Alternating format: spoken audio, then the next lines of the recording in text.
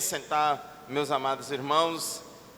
Este capítulo 12 da Epístola de Paulo aos Romanos, depois que Paulo fala nos capítulos 9, 10 e 11, algo a respeito de Israel, ele agora fala uma palavra muito importante para nós, a respeito da dedicação total a Deus, da consagração total do crente ao Senhor. Nós, irmãos, fomos comprados por Deus por alto preço.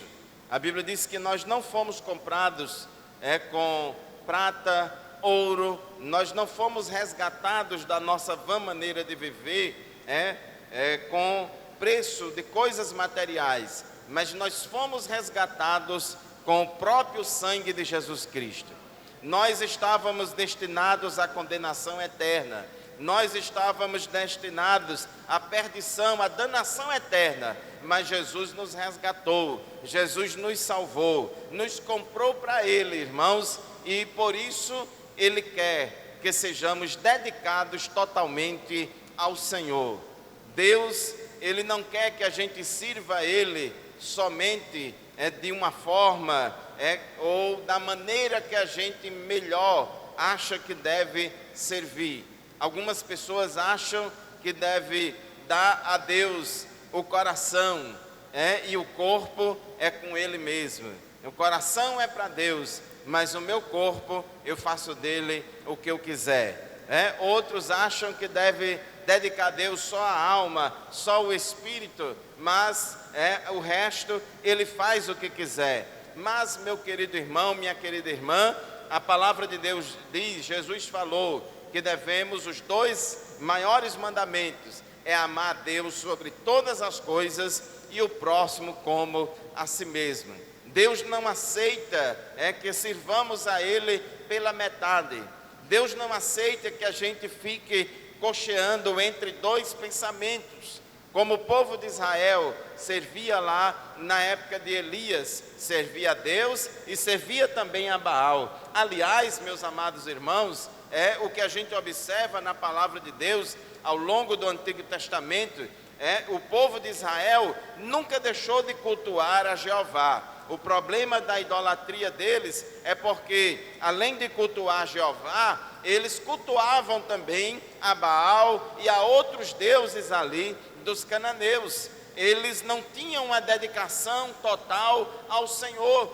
E Deus, irmãos, não aceita isso. Jamais Deus vai aceitar que a gente sirva a dois senhores. Jesus disse, ninguém pode servir a dois senhores, porque ou há de amar a um e vai odiar o outro. Não tem como a gente ficar dividido. Por isso que o apóstolo Tiago disse, adúlteros e adúlteras, não sabeis vós que a amizade do mundo é inimizade contra Deus? Quem quiser, pois, ser amigo do mundo, constitui-se inimigo de Deus. Então não tem como, irmãos, a gente ficar dividido. É por isso que a Bíblia usa essa ilustração do casamento entre o homem e a mulher, que tem que ser fiel um ao outro, e usa o amor conjugal do esposo e da esposa, a fidelidade conjugal do esposo e da esposa, como uma figura do relacionamento da igreja com Jesus, de Jesus com a igreja. Jesus é o noivo, a igreja é a noiva. O marido, irmãos, não quer dividir a sua mulher com outro homem. A mulher não quer dividir o seu marido com outra mulher. Então, meu amado irmão, minha amada irmã, Deus nos chama nesta noite, Deus nos chama neste momento a uma reflexão, a uma análise para saber se eu e você estamos divididos entre dois pensamentos, se estamos divididos entre dois senhores, ou a gente serve a Deus ou não serve a Deus. Glórias ao nome de Jesus.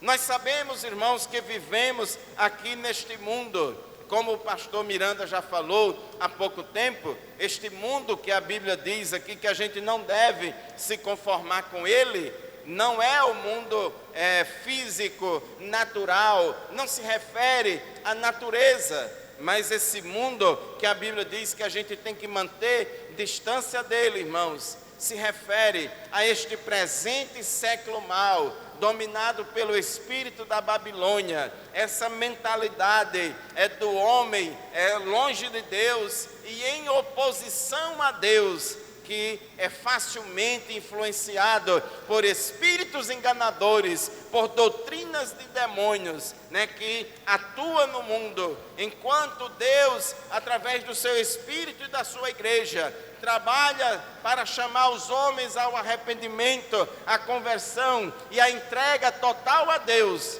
O diabo e o mundo, irmãos, trabalha para afastar os homens de Deus, para fazer com que os homens estejam cada vez mais longe de Deus, e não somente longe de Deus, mas em oposição direta a Deus e às coisas de Deus. Então nós, meus amados irmãos, neste contexto no qual vivemos, nós precisamos ser decididos. Nós não podemos ser, como dizia um ditado antigo, quando eu aceitei Jesus e vim para a igreja 35 anos atrás, alguns irmãos eu ouvia dizer, tem fulano, parece crente Raimundo. Mas o que é o crente Raimundo? É aquele que vive com o pé na igreja e outro no mundo. Nós, irmãos, não podemos, vivemos no mundo, mas não somos do mundo. Nós atuamos no mundo, mas não somos do mundo. Não podemos, irmãos, nos identificar, com as coisas do mundo. Por isso que Paulo, quando ele escreve aqui em Romanos, no capítulo 12, ele diz: rogo-vos, pois, irmãos, pela compaixão de Deus, que apresenteis o vosso corpo em sacrifício vivo, santo e agradável a Deus, que é o vosso culto racional. No Antigo Testamento tinha um sacrifício chamado de holocausto.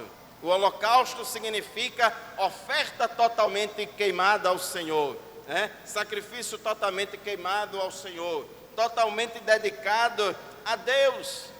E o apóstolo Paulo, ele usa essa metáfora e ele fala aqui, irmãos, sobre o nosso corpo como simbolizando. Ele toma essa parte para representar o todo, Tem na tradução NVI diz: rogo-vos, pois, irmãos, que vos apresenteis em sacrifício vivo, santo e agradável a Deus. Não é só o nosso corpo que deve estar a serviço de Deus. Não é somente o nosso corpo que deve estar dedicado a Deus, mas também a nossa alma e o nosso espírito, toda a integralidade do nosso ser. Nós não podemos, irmãos, departamentalizar a nossa vida e dizer que isso é para Deus e isso é para mim, isso é para Deus e isso é para o mundo. Aqui na igreja eu me comporto de um jeito, lá no shopping eu me comporto de outro. Aqui na congregação eu me comporto de uma maneira, lá na universidade eu me comporto de outra. Nós não podemos fazer esse tipo de distinção. Nós, irmãos, temos que fazer como Jesus orientou: assim brilhe a vossa luz diante dos homens, para que vejam as vossas boas obras e glorifique o vosso Pai que estás no céu. Ele é crente na escola, é crente no trabalho, é crente no meio da família, é crente na hora do entretenimento, ele é crente na igreja, é crente na rua, aonde for, ele se comporta como um servo de Deus, como uma serva de Deus. E a vida dele vai inspirar outras pessoas também para querer servir a Cristo, para querer conhecer esse Jesus que faz tanta diferença na vida do crente. Glórias ao nome de Jesus. A minha vida, irmãos, e a sua vida será que está inspirando as pessoas do mundo a elas irem até Cristo, ou a minha vida e a sua vida está afastando as pessoas de Cristo? Será que as pessoas descrentes com as quais você convive, elas se sentem estimuladas, elas se sentem atraídas pela luz do Evangelho na sua vida? Ou essas pessoas que convivem comigo e com você, elas querem cada vez mais distância de igreja, de crente, do Jesus dos crentes, por causa do nosso mau testemunho. É uma reflexão que nós temos que fazer nesta noite. E para, irmãos, que haja essa luz brilhando na nossa vida, para que haja, meu querido irmão, minha querida irmã, esse bom testemunho, é necessário que dediquemos todo o nosso ser, todo o nosso, como diz 1 aos Tessalonicenses, capítulo 5, versículo 23, que todo o vosso espírito e alma e corpo estejam plenamente conservados, irrepreensíveis, para a vinda de nosso Senhor Jesus Cristo. Glórias ao nome de Jesus. Esta é a esperança do crente, é a volta de Jesus. A esperança do crente, irmãos, é entrar nas mansões celestiais, é romper a gravidade e conhecer o céu. Mas a Bíblia diz que qualquer que nele tem esta esperança, purifique-se a si mesmo, assim como também ele é puro. Glórias ao nome de Jesus. Jesus vem buscar uma noiva santa, Jesus vem buscar uma noiva pura, Jesus vem buscar uma noiva, irmãos, que está preparada para a sua vinda gloriosa. Nenhum noivo quer casar com uma noiva infiel, nenhum noivo quer casar com uma noiva que não está pura, nenhum noivo quer casar com uma noiva, irmãos, que além do seu noivo, tem outros noivos por aí, que pula a janela, que pula a cerca, como diz o outro, comete adultério espiritual. O crente, irmãos, casado com o mundo, o crente excessivamente contextualizado com o mundo, ele está traindo o seu noivo, que é Cristo. Ele está traindo o Senhor, está cometendo adultério espiritual. Mas muitas vezes, irmãos, isso acontece porque foi seduzido, pelo canto da sereia, foi seduzido, pela conversa linda e bonita de Satanás. E Paulo disse: assim como a serpente enganou Eva com aquele papinho sedutor, eu temo que vocês também sejam enganados pelo diabo e se apartem da simplicidade que há em Cristo Jesus. Tenhamos cuidado, irmãos.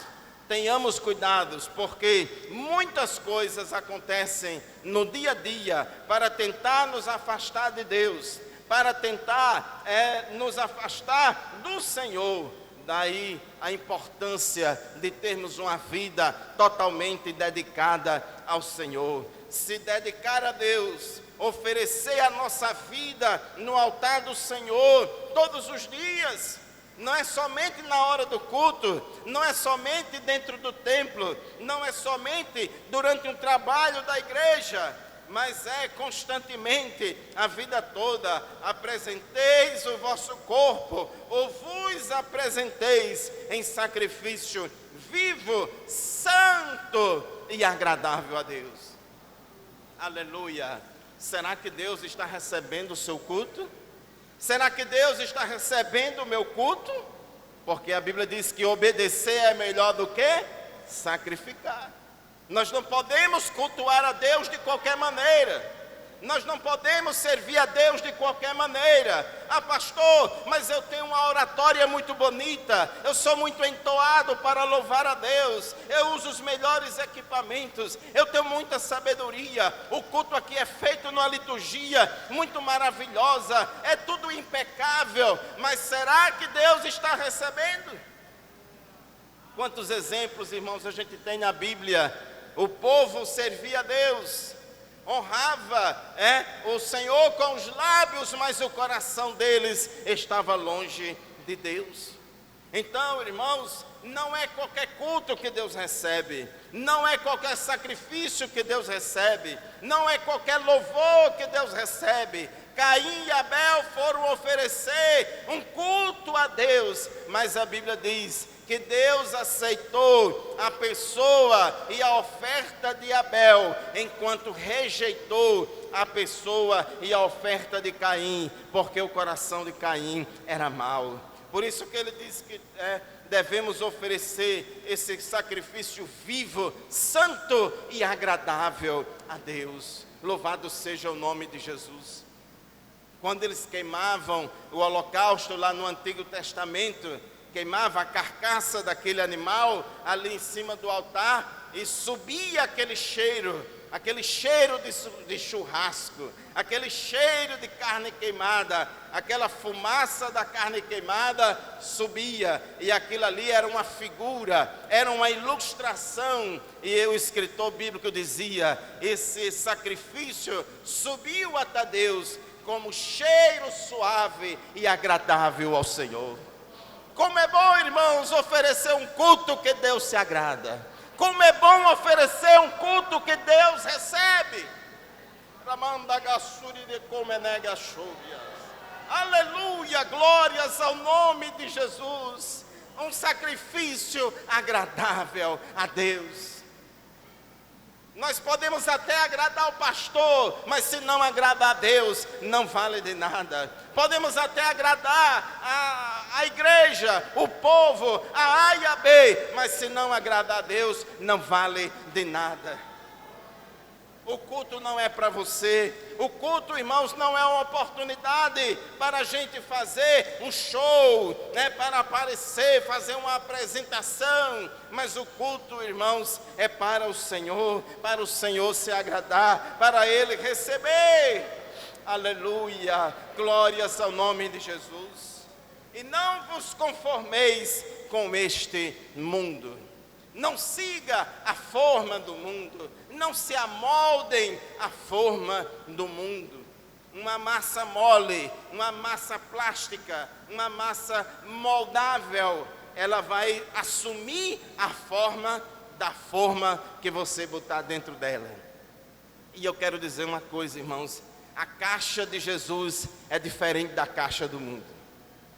É muito comum as pessoas dizer: você tem que ter mente aberta, você tem que pensar fora da caixa, você tem que falar fora da caixa, você tem que viver fora da caixa. Mas na verdade, irmãos, todo mundo vive dentro de uma caixa, todo mundo pensa dentro de uma caixa, todo mundo fala a partir de uma caixa. Às vezes tem pessoas que até dizem: eu não gosto de igreja porque a igreja tem usos e costumes. Mas o mundo também tem usos e costumes. Todo mundo tem usos e costumes, irmãos. É a forma como a gente se comporta, é a forma como é uma questão cultural, que é consequência dos valores que temos como importantes na nossa vida. Você vai pensar, agir, falar ou fazer a partir da caixa do Evangelho ou a partir da caixa do mundo? A partir da caixa de um cristianismo verdadeiro, bíblico, ou a partir da caixa de uma religiosidade morta que Deus não se agrada? Nós, irmãos, devemos nos conformar com o Evangelho.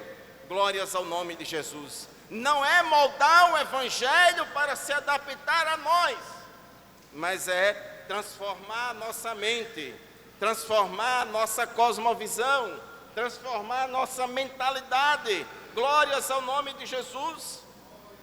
No original grego, essa palavra fala de esquema.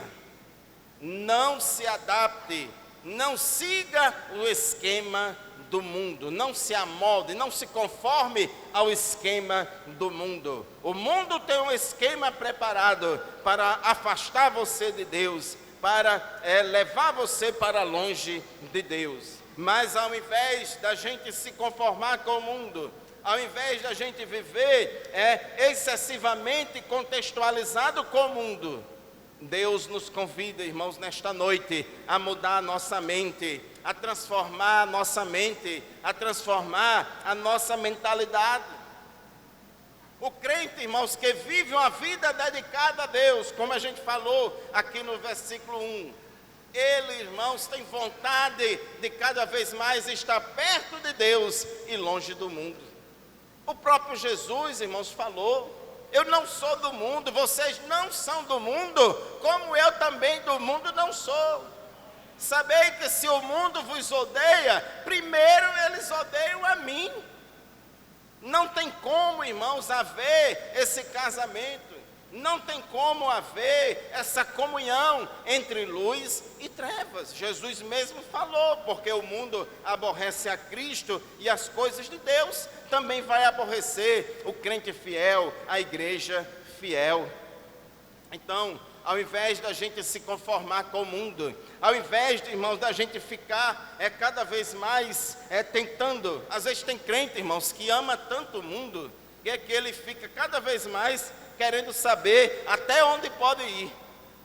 Ele fica querendo, não, aqui é a fronteira, não posso passar daqui. Ele quer ir cada vez mais, quer empurrar a barra, quer empurrar a linha divisória. Tem uma vontade de cada vez mais se aproximar do mundo.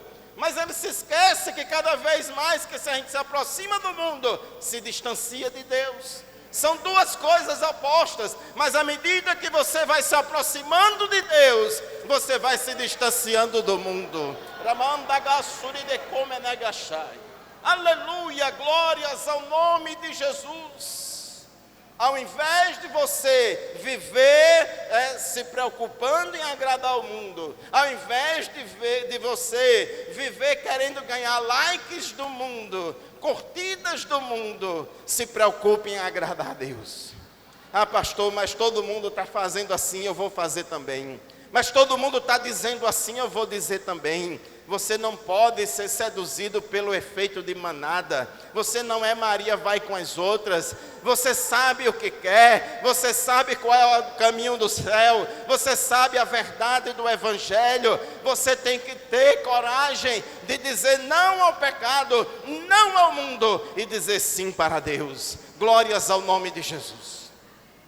Ah, mas se eu falar isso, se eu ser assim, se eu me comportar dessa maneira, vão ridicularizar de mim, vão falar de mim, pode até portas se fecharem, pode até ser que portas se fechem por causa disso.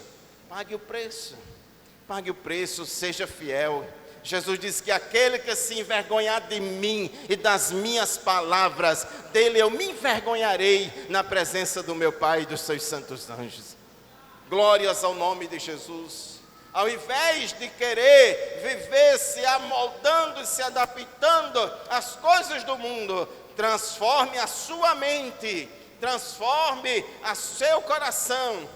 Ah, pastor, mas aqui não é transformar o mundo, não. Irmãos, a Bíblia diz que o mundo vai de mal a pior. A Bíblia diz que no final dos tempos, irmãos, até mesmo muitos fiéis vão se desviar. Às vésperas da volta de Jesus, irmãos, a Bíblia diz que vai haver apostasia, muita gente vai esfriar na fé, e por se multiplicar a iniquidade, o amor de muitos esfriará. O mundo vai ser cada vez de mal a pior. Você não vai conseguir transformar este mundo, esse mundo vai piorar. Está sendo preparado o palco para a manifestação do anticristo e vai piorar cada vez mais, mas você é convidado a ser diferente neste mundo e resgatar as almas que estão no mundo, através do seu testemunho, através da sua pregação, através da sua palavra, você vai resgatar almas deste mundo. Glórias ao nome de Jesus. Então transforme a sua mente, transforme a sua mentalidade, mude esse desejo de ser parecida com o mundo, mude esse desejo de viver igual ao mundo. Peça a Deus para te libertar disso. Deus liberta de todo e qualquer vício, Deus liberta de todo e qualquer pecado. O sacrifício de Jesus na cruz do Calvário garantiu não somente o perdão dos nossos pecados, mas também Ele nos garantiu, irmãos, o poder para vivermos sem ser escravos do pecado. A Bíblia diz que aquele que vive em Deus, que é nascido de Deus, não vive na prática do pecado. Transformai-vos pela renovação do vosso entendimento. Mude de mentalidade, mude de cosmovisão. Quando eu fui crente, irmãos, antes de ser crente, aliás, eu achava muito difícil de ser crente. Porque antes de ser crente eu achava que ser crente é obedecer uma regra, uma lista com um bocado de mandamento. Crente não pode ser assim, crente não pode fazer isso, crente não pode fazer aquilo outro.